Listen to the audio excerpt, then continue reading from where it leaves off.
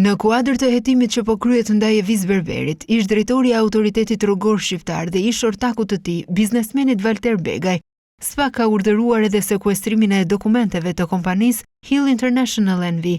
Kjo për shkak se Bashkimi i Operatorëve Ekonomik Hill International NV dhe kompania Net Group e Valter Begajt kanë fituar tenderin pranë Ministrisë së Infrastrukturës dhe Energjisë për mbikëqyrjen e punimeve për tunelin e Llogaras. Prokurorët e posaçëm kanë ngritur dyshime se tenderi mund të jetë paracaktuar dhe kompanitë e tjera janë skualifikuar padrejtësisht për shkak të lidhjes mes Berberit dhe Valter Begajt.